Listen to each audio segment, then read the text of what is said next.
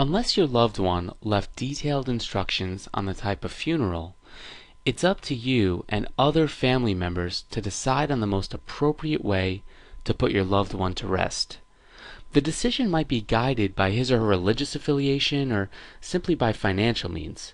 Sometimes you have to take into consideration the personality and passions of your loved one. For example, if he or she was an avid environmentalist, a traditional funeral might not be a good option. Most people do opt for a traditional funeral, but before deciding on that, you should explore your other options, because traditional funerals are by far the most expensive kind. Count to spend at least $10,000 and probably more. Other options are not only cheaper, but are more environmentally friendly and make more sense. Now, before I get into all of these different funeral arrangement options, try to hold back judgment. Some of these options may not apply to your lifestyle or your belief system, but they are available to you. So here I'm going to be going over some different, more affordable funeral options. Try to keep an open mind, and bear in mind these options are in respect to a multiple number of personalities and perspectives on funerals. So the first one is donating the body to medical science. Now I know this is sort of controversial, but it has to be mentioned.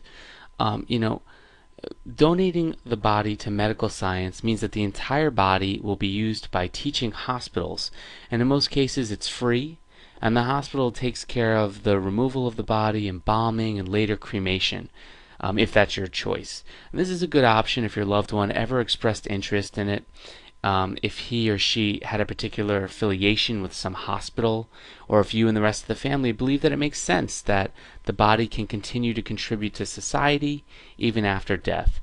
And if interested in this option, get in touch with the local teaching hospital and ask them for details. Cremation is another affordable option. If your state has a cremation society, they can arrange to take the body directly to the cemetery, and the cost is about $500. If you let the local funeral home take care of the cremation, the cost will be much higher.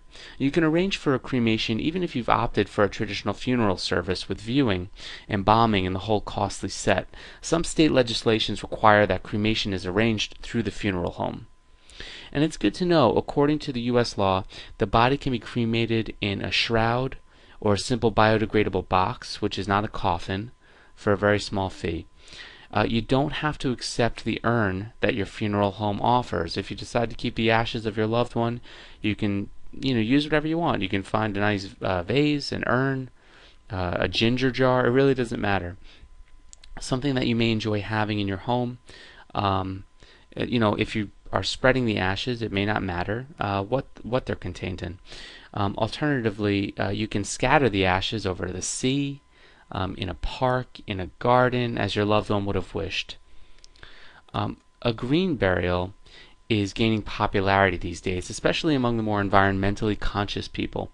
And in this, the bodies are buried in relatively shallow graves in special green cemeteries, without the embalming, and in simple biodegradable boxes. And the graves are often marked with GPS or a flat stone, or with a tree or a plant, so that the place can be visited later. And some funeral homes now offer green burials in regular cemeteries, but the costs are a little bit higher in those cases. A home funeral means that the entire process is done at home, and there's no embalming of the body, so appropriate refrigeration with dry ice needs to be ensured up until the burial. And this consideration also makes a home funeral faster than in the funeral home. Home funerals are legal in most states. You'll have to check your state laws. And they are traditional in many cultures. They allow family to say goodbye to the loved one in a very personal way. Home funerals are also, much more affordable than public funerals and funeral homes, and that can be an important consideration in difficult financial times. And of course, last but not least, is the most common traditional funeral. And they're still the most popular in spite of some of the exorbitant costs because of their familiarity. Traditional funerals are organized by funeral homes who offer to take the body, embalm it, and prepare it for viewing, service, and burial. Funeral service can be religious or non-religious. If it is not religious, you are free to organize it the way you believe your loved one would want it, with friends and family sharing their memories, or with music that he or she loved. Don't forget that the funeral service is actually for the living. The departed loved one, you know, is past caring. I hope that doesn't sound disrespectful, but bear in mind that the funeral is really for those attending. It's a commemorative event for those attending, and it's the time and place to offer comfort, share the grief, and celebrate life.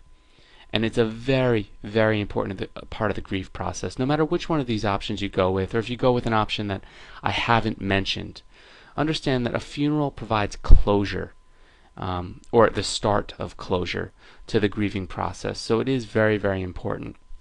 And if you're really looking to overcome these feelings of grief and loss in sort of more of a systematic way, I highly recommend you check out transformgrief.com, where I walk you through a step-by-step process of navigating the stages of grief to move towards a happier place in life with a more positive mindset, where you can slowly move through your grief and start feeling better, really in minutes. And it's definitely something that you should act upon. There's no reason why you should, feel stuck in your feelings of loss and grief when you can do something about it. So visit transformgrief.com right now and start feeling better.